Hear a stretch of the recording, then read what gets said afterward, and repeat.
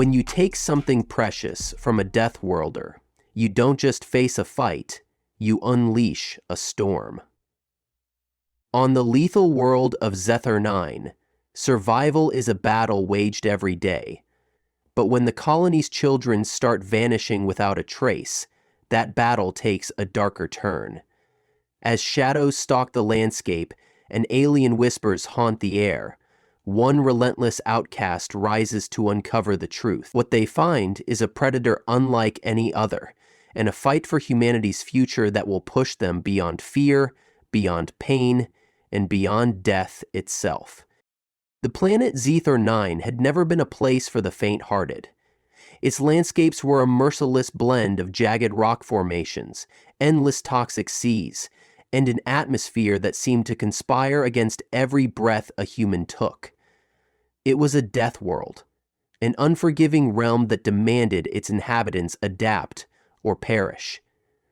For the human settlers who dared to call it home, survival was a way of life. Generation after generation, they built their lives on the edge of annihilation, carving out a fragile existence amidst the relentless hostility of their environment. But even on a planet so cruel, there were boundaries that had never been crossed, lines that the universe itself seemed to respect. The children, the colony's heart and future, had always been untouchable. They were protected fiercely, a source of hope for a people who had little else to cling to. Yet now, something unthinkable had happened. The children were gone. It began subtly, almost imperceptibly.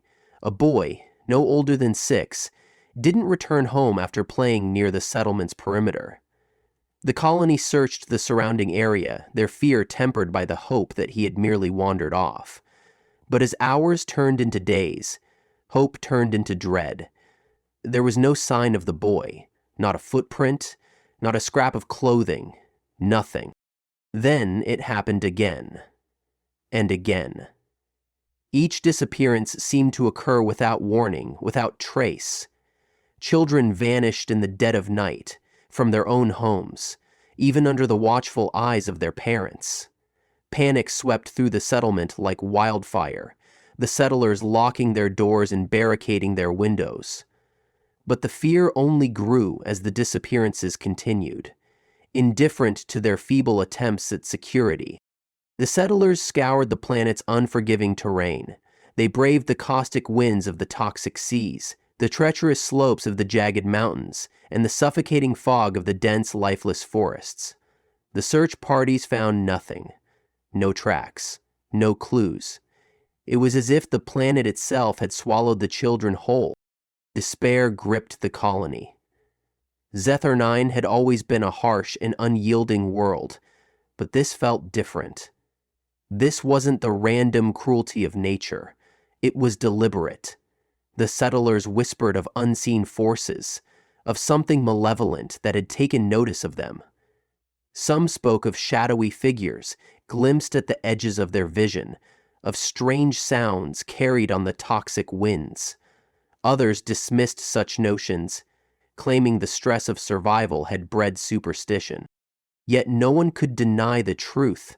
The children were gone, and with them the colony's spirit was beginning to crumble. Zethar 9, which had demanded everything of them, now sought to take their very future. And as the days dragged on, a chilling realization began to dawn. Whatever was responsible for the disappearances wasn't just taking their children. It was watching, waiting, and preparing for more. Whispers began to spread through the colony like a silent, creeping plague. The settlers, already consumed by fear, clung to any thread of explanation, no matter how absurd. The disappearance of the children had shattered their fragile existence, leaving only the echo of their loss. In the void of answers, rumors took root, transforming the unease into something darker. Some spoke of creatures, beasts that moved in the night, unseen and undetectable. These creatures, they claimed, were unlike anything the humans had ever encountered. Tall figures with glowing eyes and claws that could rend rock and flesh alike. The settlers who dared venture beyond the borders of their settlement were said to have seen them, fleeing, screaming into the night, their minds unable to process what they had witnessed. No one knew where these creatures came from, only that they were foreign, alien. Some believed they were remnants of a forgotten war, ancient survivors of a species long lost. Others theorized they had emerged from the very planet itself, dark echoes of Zethar-9's past, brought to life by some hidden force. Regardless of their origin, the creatures became more than a mere myth. They were real, and they were hunting. What made the whispers even more terrifying was the belief that these creatures were drawn to the very essence of the colony's existence, the children. The innocence of the young, their unguarded hope, was like a beacon that the predators could not ignore. The settlers, desperate for answers, clung to this possibility with a mix of horror and helplessness. There were those who dismissed the stories as mere superstition, born from the despair that had taken hold of the colony. They believed that the settlers' minds, stretched thin by grief and fear, were fabricating monstrous explanations for their children's disappearance. But even they could not ignore the strange sounds that echoed through the night, the rustling in the shadows, the distant wails that seemed too eerie to belong to anything natural. The silence had become suffocating. At first, the creatures only appeared during the darkest hours of the night. Their presence felt more than seen. But as the days passed, their hauntings grew bolder. The fog that cloaked the forest seemed to grow thicker, more oppressive. The settlers reported sightings of glowing eyes that pierced through the darkness, observing from the edges of their settlements. Some claimed they had heard whispers, voices that called out in languages no one could understand, chilling and alien. The colony's desperate search had failed, and now, as their numbers dwindled and hope began to erode, the whispers became louder, more insistent. The creatures were no longer confined to the night. They had begun to reveal themselves, drawing closer, feeding on the settlers' growing fear. Some began to speculate that the planet itself was the source of these horrors. Zethar-9, with its unforgiving terrain and hostile atmosphere, seemed to pulse with a life of its own. The settlers believed that the planet had always been hostile, but now something had awakened, an ancient, primal force that had been slumbering deep beneath the surface. Whatever the truth was, it became clear to the colony that they were no longer alone. The whispers in the dark were no longer confined to stories or fears. They were warnings, echoing across the planet, signaling that something far more sinister had taken notice of their fragile colony. In the midst of the growing chaos, a figure emerged from the fringes of the settlement. The Outlander. No one knew where they had come from or why they lived apart from the others. They were an enigma, shunned by the colony, their presence a mystery that none dared unravel. The settlers had long regarded the Outlander with suspicion, whispering rumors of their strange habits and solitude. They were an outsider, someone who seemed disconnected from the very life they had fled to Zethar-9 to build. But now, in the face of the unexplainable, the Outlander became the colony's last, slim hope. Driven by a relentless thirst for answers, they seemed to possess knowledge and understanding that the rest of the settlers lacked.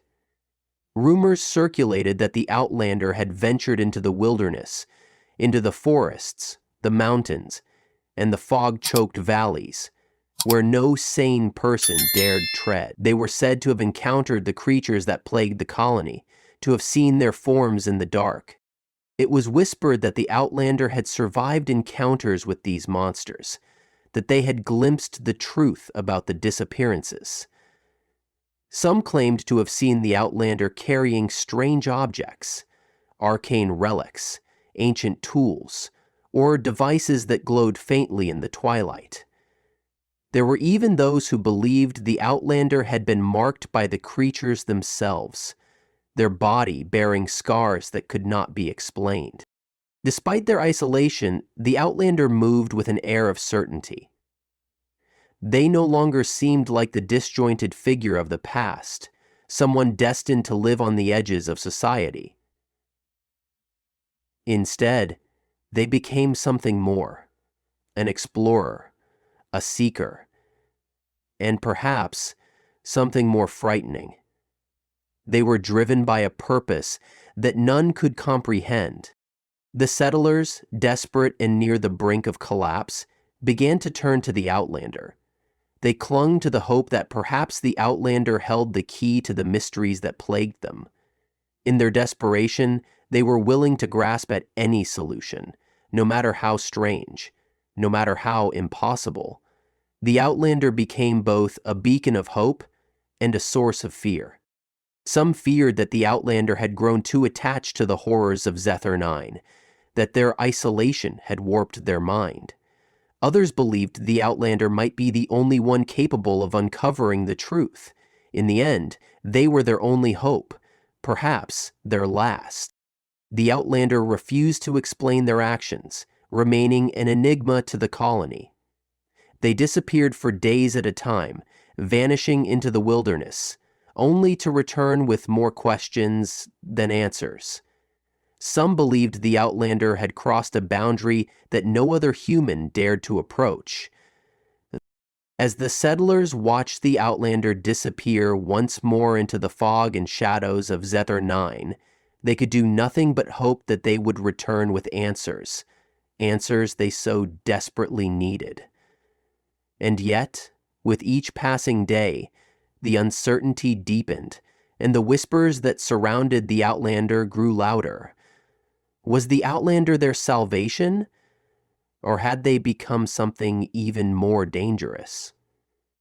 Only time would tell. As the Outlander pressed deeper into the wilderness, the truth began to reveal itself. They stumbled upon signs of the missing children, fragments of their lives scattered across the unforgiving landscape. Faded toys, torn pieces of clothing, and faint traces of their scent lingered in the air, whispering of their brief existence. But these were no ordinary signs of a lost child. The Outlander knew immediately that they were dealing with something far beyond what they could comprehend. The creatures, they soon realized, were not simply hunting the children. They were studying them, studying humanity itself. There was a method to their madness, a purpose beyond mere survival. The Outlander discovered makeshift traps and remains of failed attempts by the settlers to fend off the creatures. Bones of animals and humans alike, torn apart and left to rot in the cold, barren soil, painted a horrifying picture. The Outlander traced the creatures' movements through the broken terrain, piecing together a trail of terror. What was more unsettling was the realization that these creatures weren't merely scavengers. They weren't random beasts driven by hunger alone. The Outlander had encountered them tall, shadowy figures with eyes that burned with an unnatural light. They moved with a silence that defied nature, blending into the shadows as if they were a part of the very darkness itself. They were relentless, driven by something deeper than instinct, something ancient and malignant. The Outlander had seen how the creatures operated, how they hunted not for food, but for something far more valuable, life itself. It became clear that they were drawn to the colony's children, their innocence acting as a beacon, something the creatures couldn't ignore. The Outlander had witnessed these predators stalking through the dead forests, silent and patient. They moved with the efficiency of a force long perfected in hunting. The Outlander began piecing together the fragments of a forgotten history. The planet Zethar 9 wasn't merely a death world that had once been home to a powerful and ancient civilization. The remnants of that civilization were buried deep beneath the surface, hidden in ruins lost to time. It was clear that something had survived, something far older and far more dangerous than the humans who had settled here. The creatures were not the product of Zethar 9's harsh environment. They had existed long before humanity arrived. What chilled the Outlander was the realization that these creatures were not bound by the laws of time. They were ancient and primal, their existence rooted in something far beyond the settlers' understanding. The Outlander had seen them interacting with the remains of the lost civilization, glimpses of structures and ruins they didn't recognize. The creatures seemed to draw power from the planet itself, feeding off its ancient dark energies. Their presence was no accident, it was a lingering force that had never left Zethar 9. The Outlander understood now the creatures were not simply hunting the children, they were hunting all of humanity. The survivors had awoken something long buried, something that sought to reclaim the planet. The more the Outlander uncovered, the more they realized how little the settlers truly knew about the world they lived on. Zethar 9 was no longer just a hostile deathworld, it was a place of forgotten nightmares, where the line between myth and reality had long since dissolved. The creatures were no longer shadows, they were the architects of a new, nightmarish reality. And if the Outlander could not stop them, there was nothing left to hold back the darkness. Armed with the knowledge they had uncovered, the Outlander returned to the colony, their steps heavy with the weight of truth. The settlers, though weary and broken, clung to any hope they could grasp. The Outlander had become more than a figure of mystery now, they were the bearer of grim revelations. Upon their return, the Outlanders shared what they had discovered, a history buried beneath the surface of Zethar 9, a world far older than any of the settlers had ever imagined. The ancient civilization, whose ruins now littered the planet's surface, had long vanished, but their legacy remained an eerie, dormant force waiting for the right moment to rise once more. The creatures, the Outlander explained, were not mere predators, they were remnants of that ancient, forgotten civilization, awakened by something deep within Zethar 9 itself. The settlers listened in stunned silence, their minds struggling to comprehend the weight of what they were hearing. Many of them had dismissed the stories of the Outlander as mere paranoia or superstition, but now the evidence was undeniable. The creatures were real, and their hunt was far from over. The Outlander explained that the predators weren't driven by hunger or instinct, but by something far darker and insatiable desire to dominate and consume. It became clear that the children were more than just victims. They were a key, a symbol of the future the settlers clung to. The creatures had chosen them deliberately, drawn to their innocence and potential as a reflection of humanity's hope. The Outlander believed that the predators were after more than the children, they sought the very life force of the colony itself. The settlers, still grappling with the magnitude of the Outlander's revelations, knew they could no longer afford to ignore the threat. Their survival was no longer confined to Zethar 9's brutal environment, it had become a battle against something far older, far more powerful, and far more merciless. They couldn't run from the creatures, they couldn't hide. The Outlander made it clear that the only way to survive was to confront the creatures head-on. Some in the colony, consumed by despair, refused to believe in a solution. They saw the Outlander as a figure who had lost touch with reality, someone driven by a singular purpose but blind to the cost. They wanted to flee to abandon Zethar 9 and seek refuge elsewhere, but where could they go? The Outlander pointed out that the creatures had emerged from within the planet itself, meaning they could follow humanity anywhere they fled. Others saw the Outlander's determination as their only chance.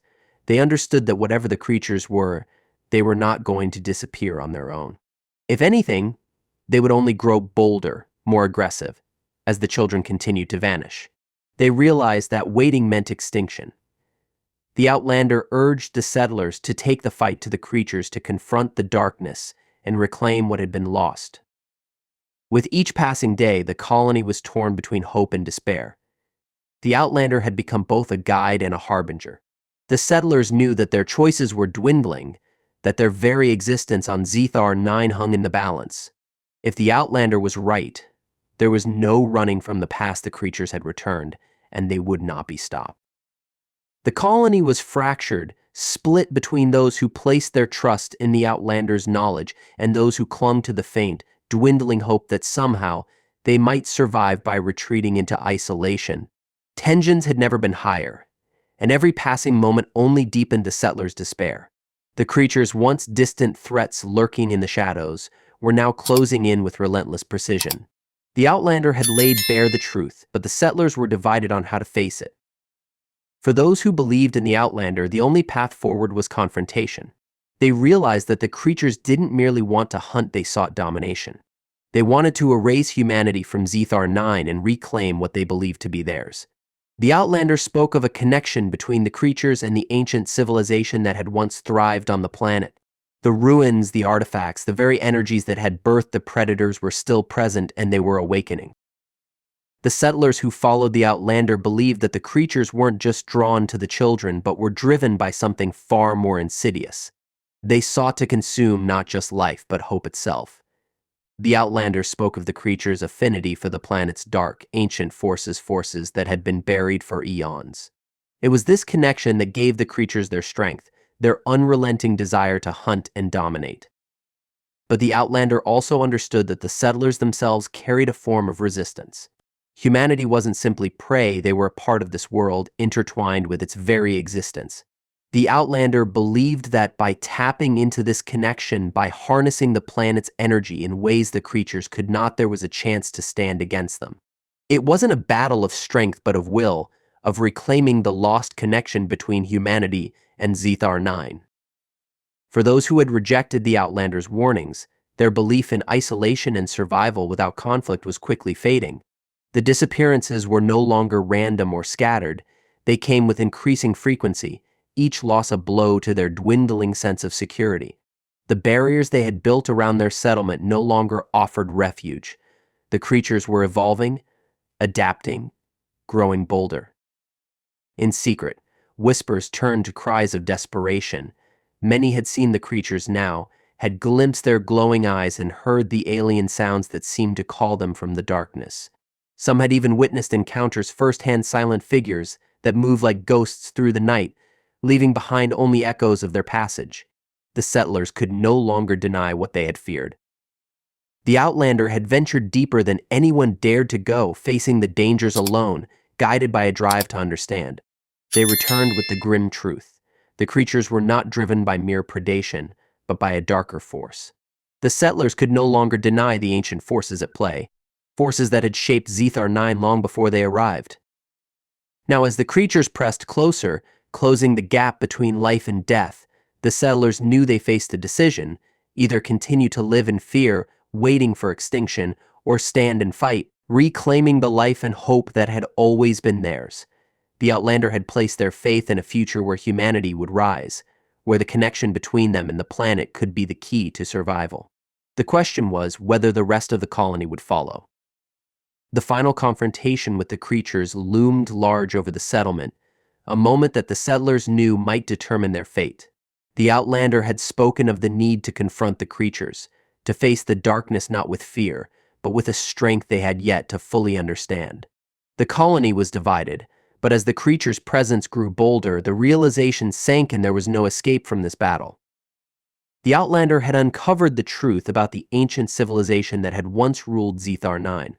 The predators were not mere remnants of some long-dead race, but carriers of the planet's dark energy, the very essence that had allowed them to thrive in the shadows.